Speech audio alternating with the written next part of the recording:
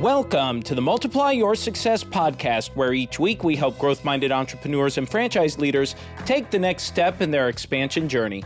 I'm your host, Tom Dufour, CEO of Big Sky Franchise Team, and as we open today, I'm wondering if you are a franchisor and thought about how you can be successful when working with franchise brokers.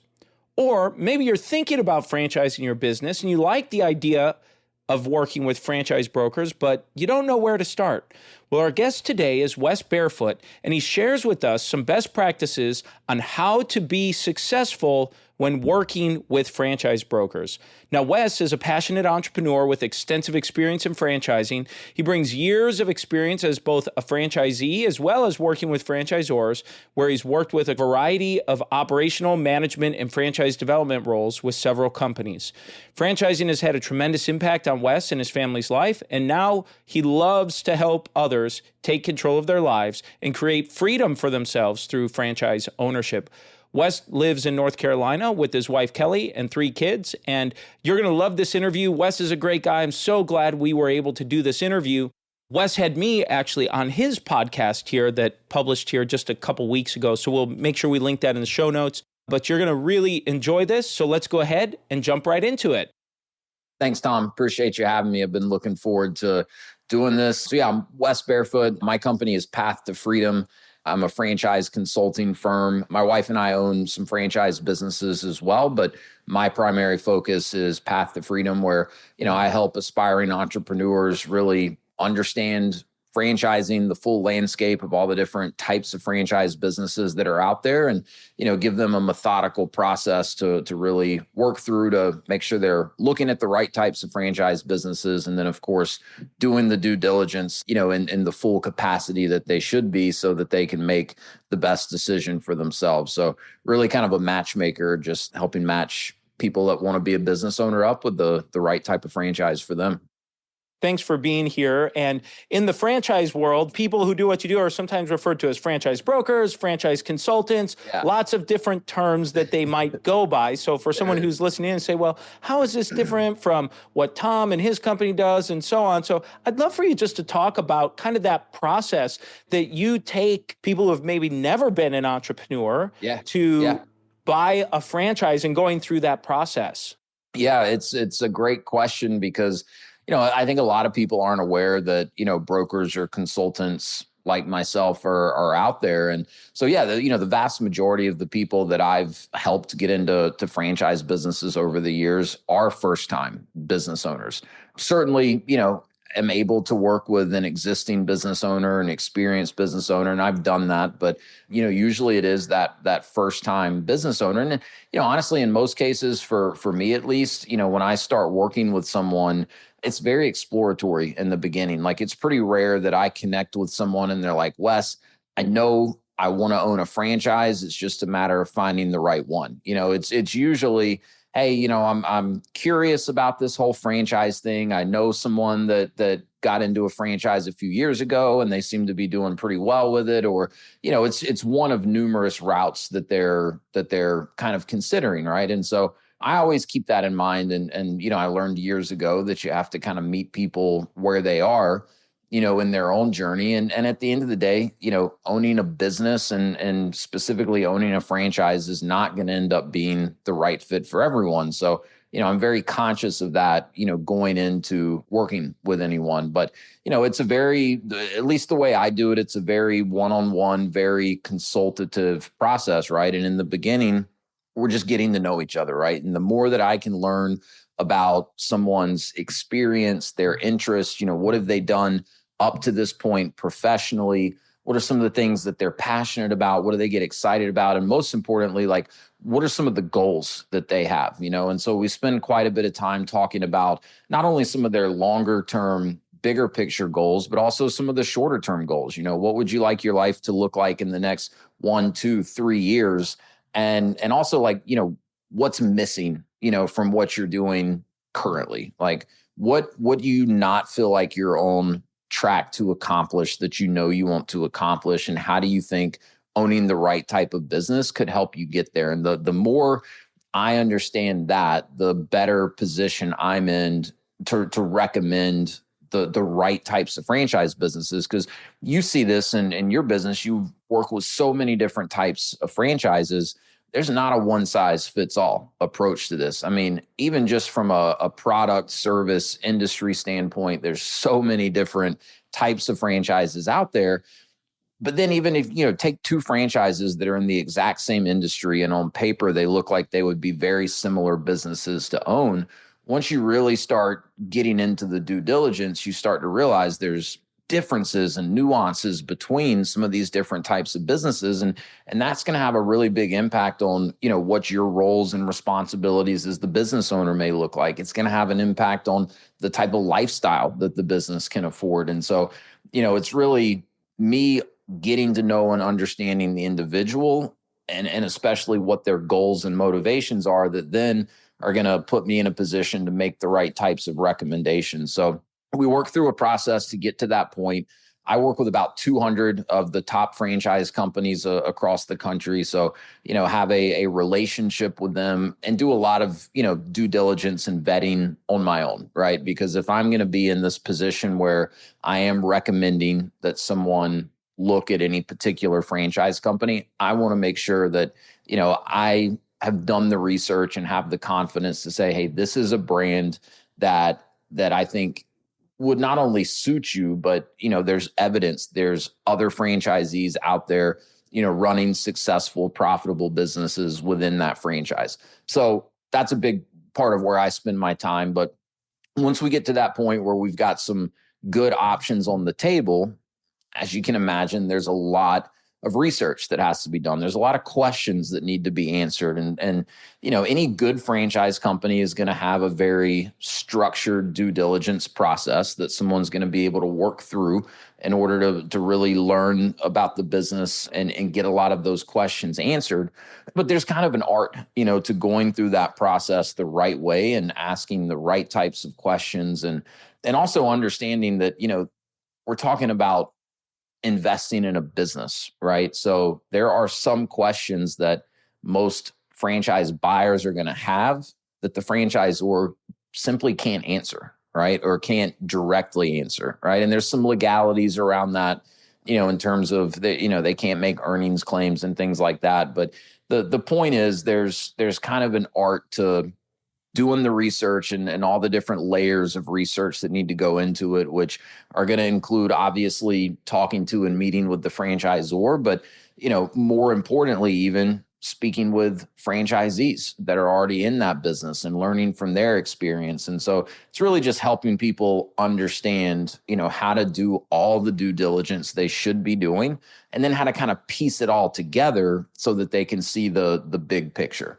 And so, in some cases, I'm working with someone for a matter of, 2 or 3 months until we find the right franchise for them and they do the necessary research. In other cases, I've worked with people off and on for years, until the timing was right and the right opportunity came along. Thank you for sharing that, Wes. And one thing that came up in our line of work, I actually had a conversation with a client earlier today about this, where the franchisor, especially an emerging franchisor, they get sometimes insecure about the revenue potential or the metrics of their own business.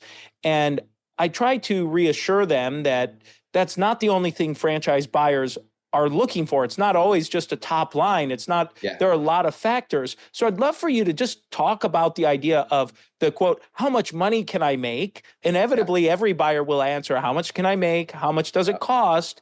But I'd love for you just to talk through the differences in franchise investors and people looking to buy a franchise there.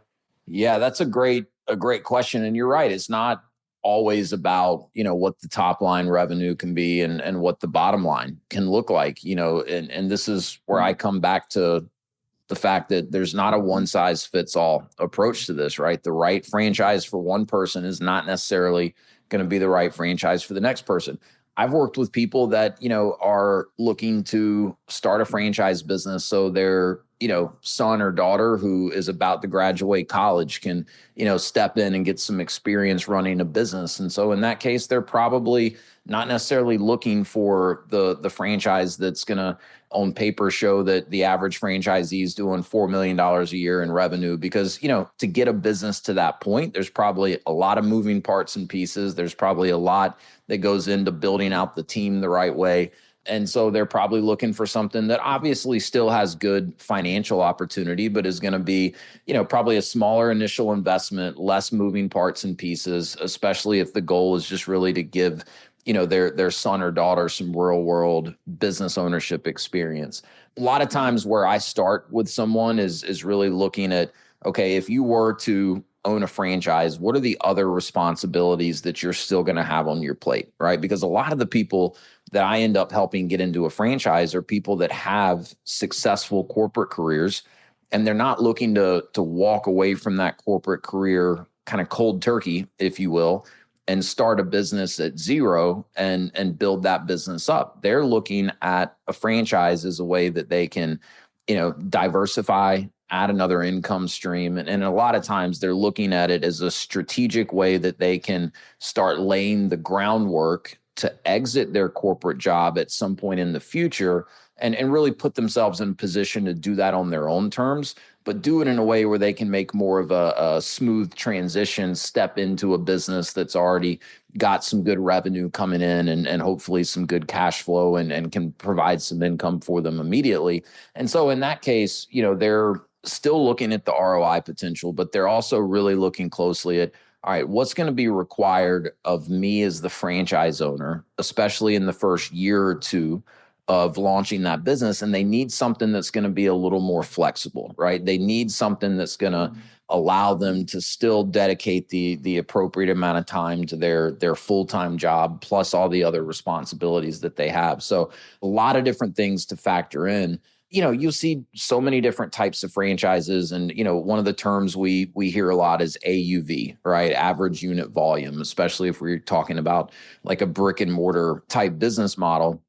And so, and this used to blow my mind, because I kind of grew up in like the nitty gritty home service type franchises where, they don't necessarily cost as much to get up and running, and you can just kind of keep growing it year over year, almost indefinitely in some cases. And so as I started getting exposed to different types of franchises and seeing, AUV numbers that in my mind were low compared to what I'd seen in some of these service businesses, it didn't click at first. And then I started to realize, well, it's just a different way of scaling that business, right? And most of the types of people that own those franchises don't stop at one location or don't stop at two locations. And the more locations you have, you get economies of scale and things like that. So like that needs to be taken into account as well, because just because a single location of one type of franchise may not on paper look as though it can generate the same type of revenue as another franchise, that doesn't mean that the typical franchisee is not doing 3, 4, 5 times that, because it's a multi-unit play for most of their owners.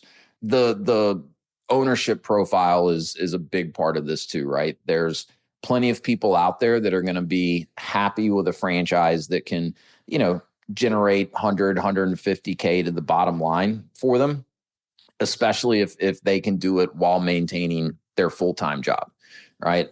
In my experience, a lot of the franchises that, on paper would show the best ROI and the highest gross revenue potential, it's really going to take a full-time effort, on the franchise owner's part from day one. And, over time, if the owner builds that business out the right way, they can start phasing themselves out a little bit. But so those are all things that have to be taken into account. 2 questions. One is related to the prospective franchise buyer, that franchisee that you're interfacing with. And for our audience, largely is going to be an emerging franchise brand or a growing brand, or maybe someone that's been referred in that's just looking at maybe starting a business or growing their business. What are some maybe common mistakes that you've seen franchisees make when they select a franchise to move forward with? I'm sure you've seen some great success stories and other situations where maybe the person didn't take your advice, or they just went out and did it on their own? What have you seen for some common mistakes there? Yeah, that's a really good question. I mean, it's probably one of the most common mistakes I see on the buyer side is in terms of just how they go about selecting the types of franchises they think they should be investigating. And I'll give an example of that. And this is not to pick on like food franchises, but I hear this, some variation of this example all the time, where someone was traveling vacation with their family, ate at a great restaurant, realized it was a franchise, and then comes home and says, man, we don't have anything like that in our area. And I just know something like this would crush it in our area. Therefore, this is the type of business that we're going to go out and start. And, if that person has no experience whatsoever, ever owning a restaurant or working in food service, doesn't mean they won't be successful. Doesn't mean that they wouldn't figure it out. But again, depending on the other factors, right? If they're, really wanting something that's going to be a little more passive, a little more lifestyle friendly, like they're basing the selection based on the widget, not the business model and the type of lifestyle that it can afford, and really,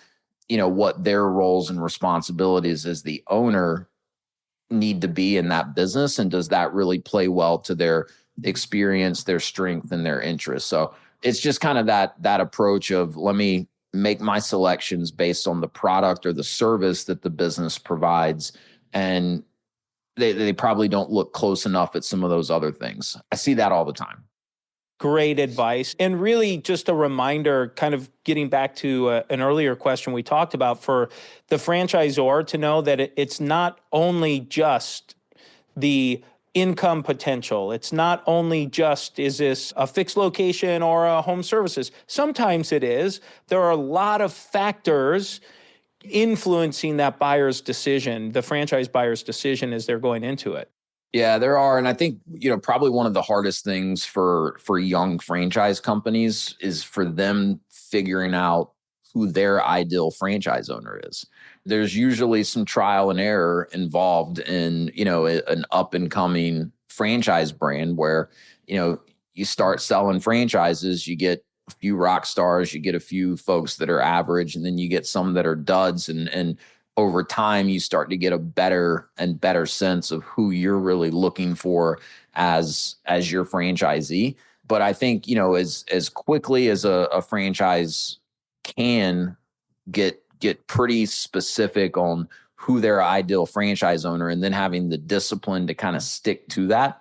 This is one of the biggest coaching points I have to give as I'm working with someone on the buyer side, is that, look, the really good franchise companies out there, they're vetting you just as much as you're vetting them, right? And this whole due diligence process that you're working through, it's not just one-sided where, the franchise has to prove to you why they're worthy of your investment.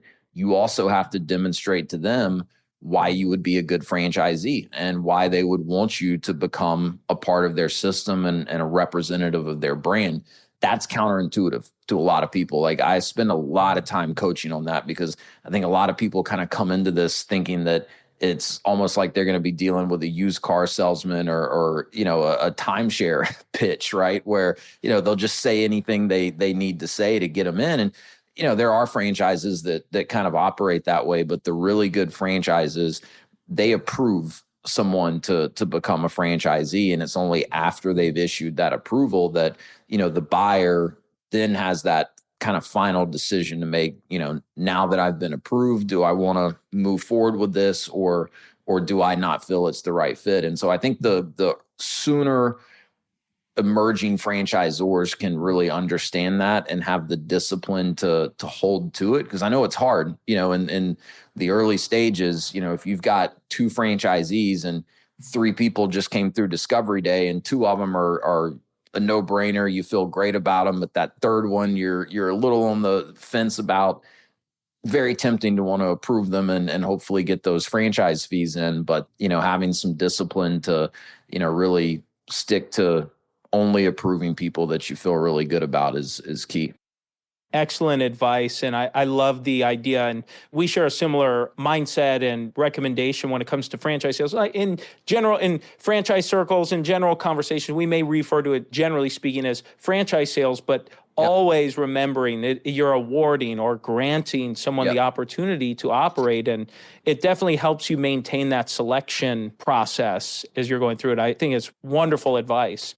One of the things I was thinking about as you were describing this, especially for, let's say, an emerging brand that's going from 0 to 10, or even a brand that's going from maybe 10 to that next 50 franchises, there are what really I kind of consider it irresponsible franchising when supposed franchise experts that say, well, just franchise your company and then you'll sell it through the brokers, and the franchise brokers will sell all these franchises for you. And I think that's disingenuous advice. I don't think that's a realistic expectation.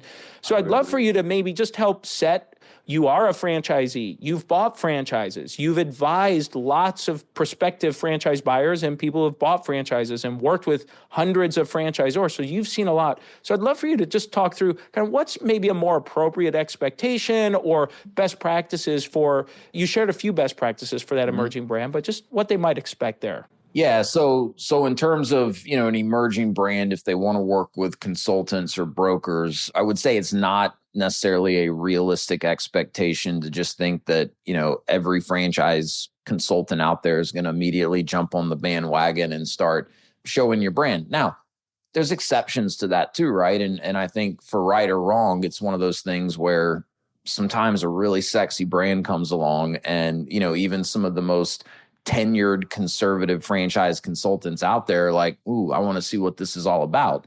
And a lot of it's going to depend on the personality of the consultant, right?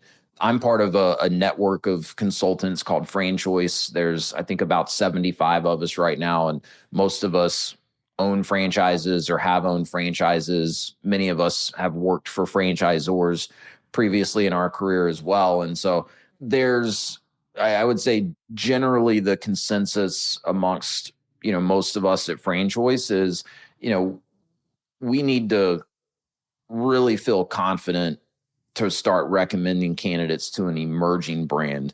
I spoke earlier about the amount of time that I spend, doing due diligence and vetting, the brands that I'm going to be comfortable referring people to. And that includes brands that have, in some cases have been around for 20, 25 years or 5 or 6 years, or, are brand new and just getting started. But, I think on the emerging side, most consultants are probably going to have a little more caution when it comes to just, hey, do I start sending people over? And so, if you're an emerging franchisor, just understand that, you need to really start developing relationships with the consultants that you want to work with. It's not a matter of just saying, hey, this is our brand. Here's, a slide deck on it. These are the commissions that we pay. You'll probably get some people to bite with that, but chances are the consultants you'd really want to work with and the ones that are really in a position to help move the needle for you in terms of bringing you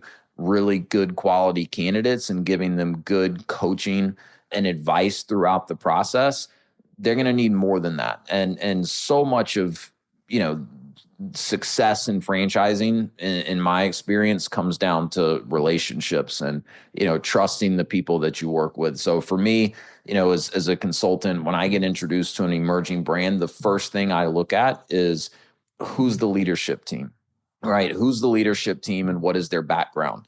And, if it's a founder that has a lot of experience in their respective business, but isn't necessarily very tenured in franchising yet, there's nothing wrong with that. But, I love to see if they, have been working with someone like Big Sky, or, there's a lot of different firms out there that specialize in, coaching and guiding young franchisors so that they can avoid a lot of the pitfalls. So that gives me a little more confidence, right? When I see that, hey, this founder who has a great business, but is brand new to this whole franchise thing, they were smart enough to go and partner with some people that are experts in franchising.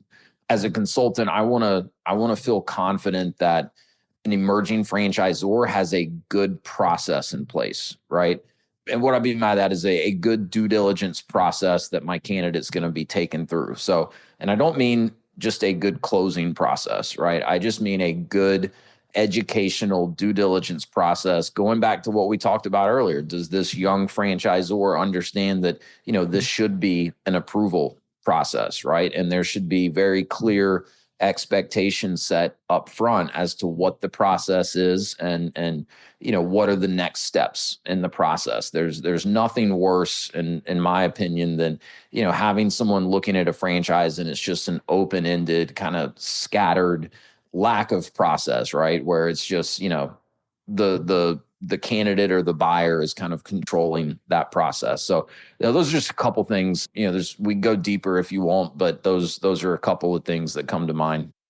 I think that's really, really helpful, Wes. And let's do a quick shout out to your podcast. How can people get in touch with you, learn more about what you're doing, reach out and subscribe to what you're up to? Yeah, sure. Thank you for that. Yeah, so I host a podcast. It's called The Path to Freedom podcast. You can find it on Apple, Spotify, any of the podcast platforms. It's just Path, the number 2, and then the word freedom. We do a lot on YouTube as well. We post all the podcast episodes in full video format on YouTube. The handle there is a little bit different. It's Franchise to Freedom with the number 2 on YouTube, and talk to a lot of different leaders in franchising. I try to talk to a lot of franchisees that have found success in franchising for themselves to share their stories. And I have a lot of fun talking to other successful entrepreneurs that are not involved in franchising at all, but have cool stories and good advice to share. Wonderful. Wonderful. Well, thank you very much. And if someone happens to have, let's say, a friend that might be interested in buying a franchise or potential investor that says, maybe I'm interested in one of these things, they get forwarded this interview. How can they connect with you to help them through that? Well, I'll give you my email address to start, which is just wes@path, the number 2 FRDM.com. So it's short form for freedom. And then the website is the same, path number 2 FRDM.com. There's a contact form there. And so, yeah, if anyone listening, whether it's themselves or knows someone that is just curious and would like to find out more about what franchise ownership could look like and what are some of the different options out there, I've got time for anyone, that's curious or has some questions. So again, most of the people that I start working with, it's exploratory in the beginning. And, if business ownership is something that you've been thinking about, take a proactive step and let's have a conversation and, see if franchising could be a good fit. The way myself and most other franchise consultants work, we get paid by the franchise companies when we introduce them to someone that becomes a franchisee. So there's no charge, for my time or my services, and there's certainly no obligation. So it's really a pretty low risk outreach to set up an introductory call and see if it makes sense to take it from there. Wonderful, Wes. And we'll make sure we include all those links and contact information in the show notes for you as well. And this is a great time in the show where we make a transition and we ask every guest the same 4 questions. And the first question we like to ask is, have you had a miss or 2 on your journey and something you learned from it? I can assure you there's been more than one, but for the sake of time, I'll share one that's, I'd say, a little more recent and one that's probably provided many learning experiences that we'll be able to carry on with us. But this is actually in one of the franchise businesses that we've owned. And it was the second franchise that we invested in. We bought into this franchise towards the end of 2020. And at that point, we had another franchise that was going really well. I had my consulting business. And so, there was a lot of things we liked about the idea of having a third business in the mix, but neither my wife or I were really in a position where we could put our full-time efforts into that new franchise business. So we kind of went into it looking for something that we could start with a full-time manager in place from day one. And a lot of franchise businesses are really almost designed that way. In any case, we had a manager. We started this business. For the first year, it went great. 7 figures in revenue in the first year. This manager was doing everything that we would have expected him to do. But it pretty quickly into year 2 became apparent that, the guy that got us to that first $1 million in revenue was not the guy that was going to, be able to take the business to the next level and beyond. And so the big miss that we had was not acting on that knowledge sooner than we did. So in other words, we recognized that we needed to make a change, but it was one of those things where it was good enough, right? It wasn't bad. We weren't like losing money, right? And we were comfortable, right? Because in order to, make a change at a key position like that in the business, it was going to require either myself or my wife or probably both of us to put a lot of the other stuff that we had going on kind of on the back burner temporarily and, step in to the day-to-day of this business. And that just wasn't something either of us were crazy about the idea of doing. And so that drug out for another year before, it finally got to the point where, we were kind of forced to make that change. So the big learning lesson there is the old adage, hire slow, fire fast. If you get to that point where you recognize that, you have someone on your team that's just not the right fit or no longer the right fit, don't delay. It's going to be uncomfortable no matter when you make that move, but it's probably going to get more uncomfortable the longer you wait to make that move. Thank you for sharing. Well, let's look at the other side of the spectrum now. Let's look at a make or two, some highlights. Yeah. So I think the first big make was when we bought our first franchise. I had been working in franchising for a while at that point on the franchisor side, pretty young, or pretty early in our professional careers. My wife had been in pharmaceutical sales, and we just had our first kid. Literally while she's out on maternity leave, her company did a big restructuring, and she was part of the sales force that got eliminated due to that restructuring. And it was one of those things at the time. It kind of felt like a kick in the gut. We're brand new parents. We were used to being a 2-income household. And at the same time, though, she was really, I guess, kind of anxious about the prospect of going back to work full time. She was doing a lot of traveling and, she got maternity leave, but what is that, 4 months? And then, our brand new daughter's in daycare full time. And so she was just really wrestling with that. And so we'd been talking about some different ways that she could maybe still work, still produce, because she's very smart, very driven, but, not in such a full-time capacity. So long story short, we were able to kind of, even though it was a scary time and what we initially viewed as a negative, her getting, her position eliminated from this good paying job, we were able to take my experience in franchising and a brand that I had been working with that had a great opportunity in our area. And that was kind of the launching pad for our first franchise business. And it just set us down this whole different path. And, now we have 3 kids and multiple businesses. And, it was really the genesis for my company, Path to Freedom, because getting us to a point where we don't have to rely on other people, we can kind of create our own opportunity for ourselves and really live life on our terms. And it was really buying that first franchise that kind of started that whole journey for us. Excellent. Well, let's talk about a multiplier. The name of the show is Multiply Your Success. Have you used a multiplier to grow yourself personally, professionally, or any of the businesses you've run? I have, and I think probably the one I would point to most is just always tried to surround myself with people that are doing bigger things than me and know more than I know.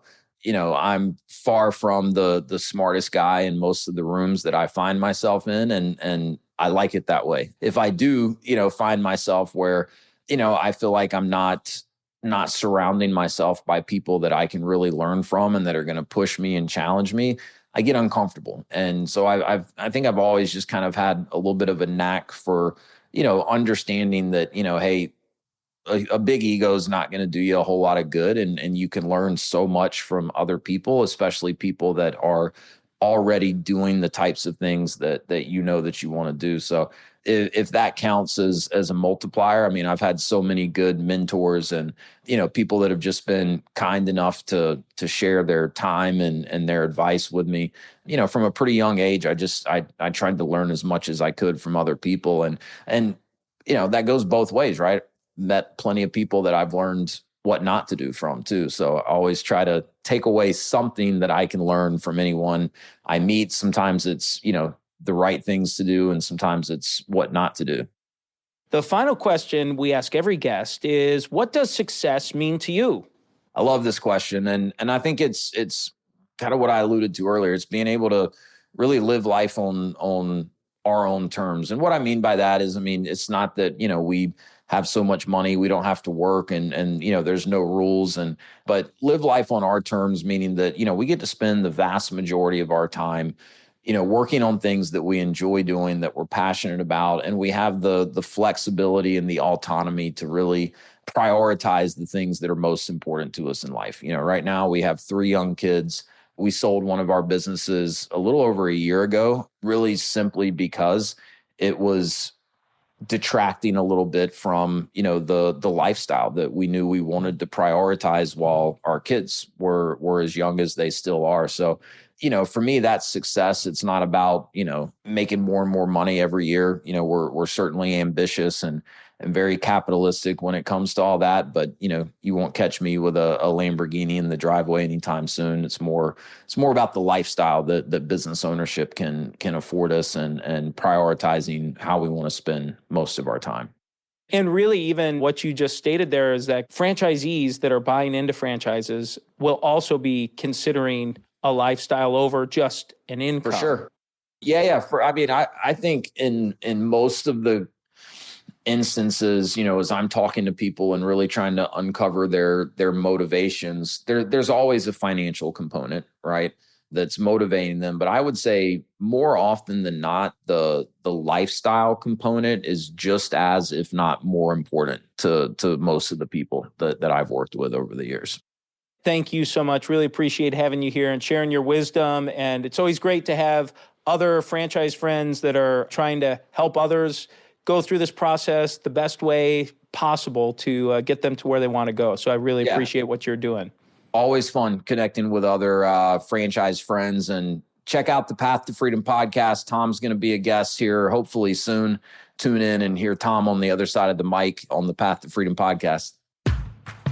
Wes, thank you so much for a fantastic interview. And let's go ahead and jump into today's 3 key takeaways. Takeaway number 1 is when Wes talked about what buyers look for when they're trying to buy a franchise. And he said it's not always about the money. He helps his clients and franchise candidates figure out what other responsibilities are going to be on their plate after they purchase the franchise. He said he's found over the years that the best ROI, or return on investment, for franchisees generally requires them to put in full-time effort. So if you're thinking about buying a franchise and looking for that top tier return on investment, it sounds like, based off of what Wes is saying, you really ought to be thinking about full-time commitment to doing that. And he said it's also important to think about, should you be buying a business where you have industry experience or background? And he said it's important to consider your lifestyle, experiences, and strengths as a person before buying into the franchise. And then flipping that, we can look at this for takeaway number 2, which is when he shared best practices for emerging brands when working with franchise brokers and franchise broker candidates. He said it's not realistic to expect that franchise brokers or franchise consultants will push a new or emerging franchise brand. And he said the other thing is for a franchisor, an emerging franchise brand, to have clear expectations for what the next steps are going to be with the candidate, and that franchisors ought to be selective when adding new franchisees into their system. Takeaway number 3 is to have a clear sales process. I thought that was really great, especially for an emerging franchise brand. The franchise broker and the franchise candidate want to know that there's a very clear process in terms of what the next steps are. And now it's time for today's win-win.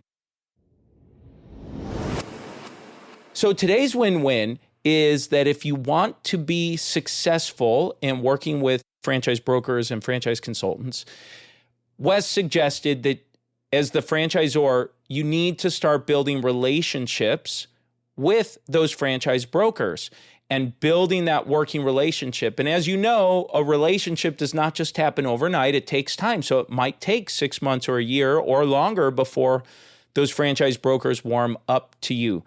But in my opinion and experience, I really echo that sentiment, because Many times I work with clients that expect other franchise professionals to bring those relationships to the franchisor, and it doesn't always work that way. It does require time and effort from you as that franchisor, very often the founder. And so that's the episode today, folks. Please make sure you subscribe to the podcast and give us a review. And remember, if you or anyone you know might be ready to franchise their business or take their franchise company to the next level, please connect with us at bigskyfranchiseteam.com. Thanks for tuning in, and we look forward to having you back next week.